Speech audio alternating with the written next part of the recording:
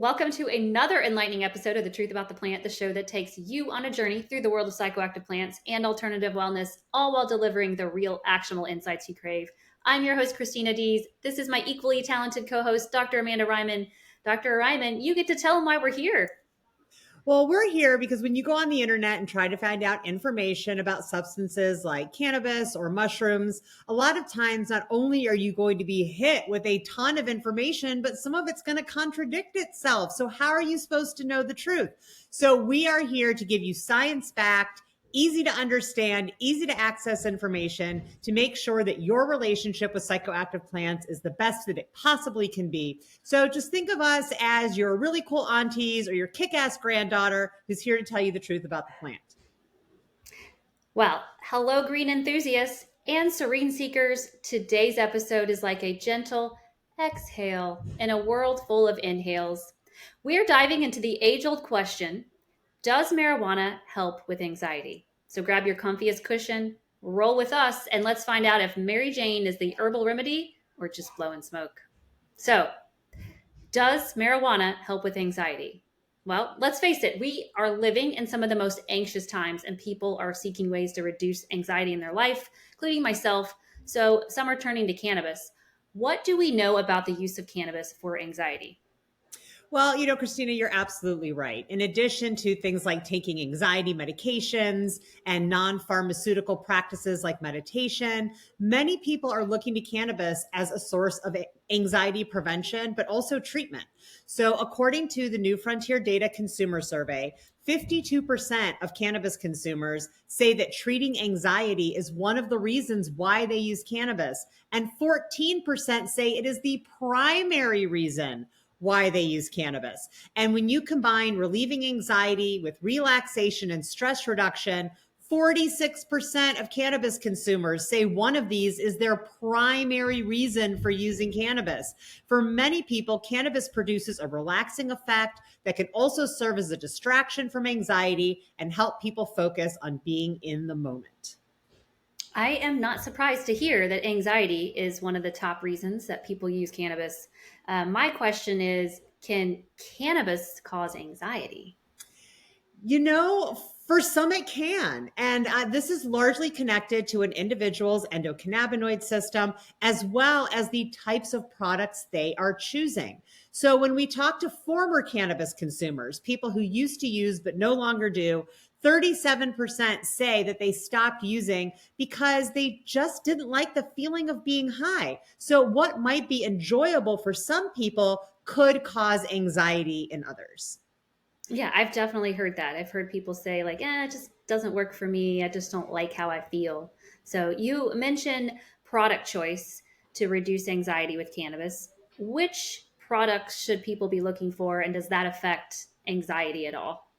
Oh, absolutely. So one of our other videos that y'all should check out on THC overdose, we talk about one of the symptoms of taking in too much THC being anxiety. So having a product that is too potent, has too much THC, if you are prone to anxiety, that can definitely bring it on. But it's also the terpenes. So that feeling is going to be enhanced by the terpenes in the product.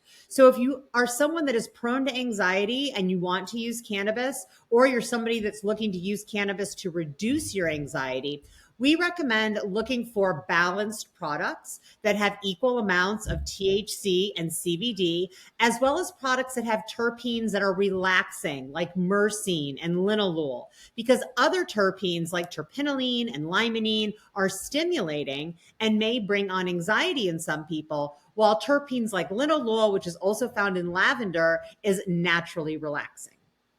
Oh, I love talking about terpenes. Are there any product types that are more or less likely to cause anxiety?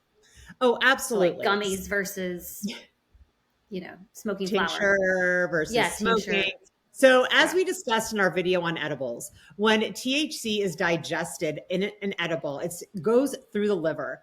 And in a traditional edible, that process turns the THC into a stronger version of itself.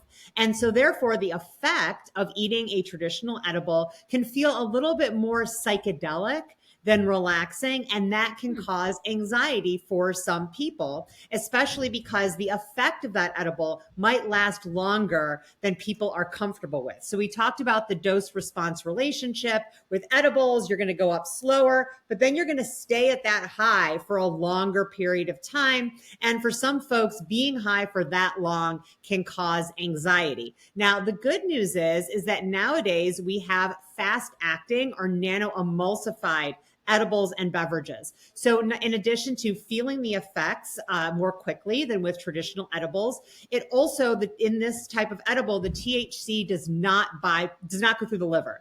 It bypasses the liver. So what that means is that THC does not become a stronger version of itself. So the effect of eating that is going to be similar to smoking cannabis more than it is to be eating cannabis. So if you're somebody that's had bad experiences with edibles, or maybe you want to try cannabis and you'd like to use edibles, but you're a bit nervous about how potent they might be, seek out not only something that's low in THC, but something that says that it's fast acting or nano emulsified, because that is going to reduce the likelihood of getting that really strong edible effect.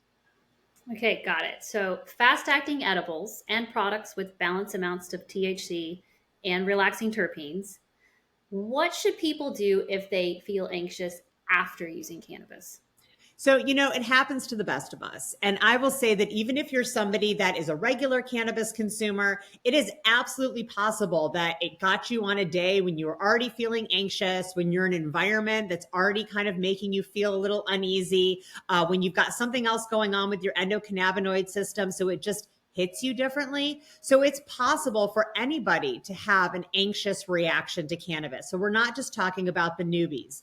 Fortunately, there is nothing dangerous associated with having this reaction. So as we've mentioned in other videos, take some deep breaths, get some water, get something to eat. Make sure that you are somewhere where you feel comfortable and safe, and engage in a soothing and familiar activity. Most importantly, remind yourself that this feeling will pass. So just a quick little side story. When I was teaching at Berkeley, every semester, it seemed, there was some local news story about a bunch of kids in a co-op or a dorm going to the hospital because they had eaten too much cannabis edibles. And the story always went the same way. They all ate the edibles, and then one of them said, guys, I don't feel right. Like my heart's beating really fast. And I think there was something else in those. And cannabis is so easily vulnerable to suggestion that before you know it, every other kid in the group had a racing heart and started to get anxious. And then they collectively went to the hospital because they thought something bad was happening to them.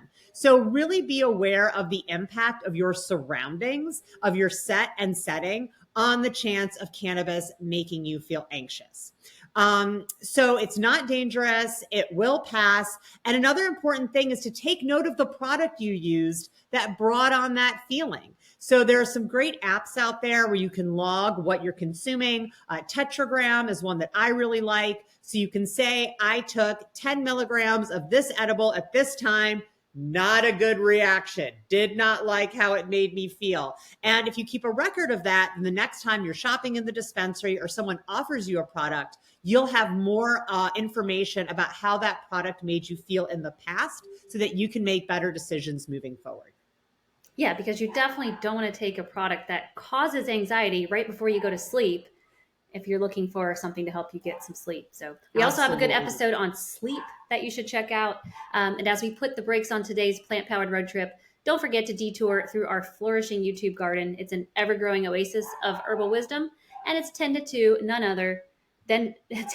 by none other than you, our incredible viewers, the roots that nourish our collective plant wisdom. So if you find questions sprouting up like roadside wildflowers, or you simply want to cruise through a green conversation, don't hesitate. You can reach out to us at info@mypersonalplants.com. We're always revved up and we're ready to chat about all things green and enlightening. So until our paths intersect again, stay curious as a cat on a car ride, stay green as the envy of the well-maintained lawns, and keep those questions cruising like a well-oiled engine on a botanical highway. We'll see you next time. Oh, I forgot to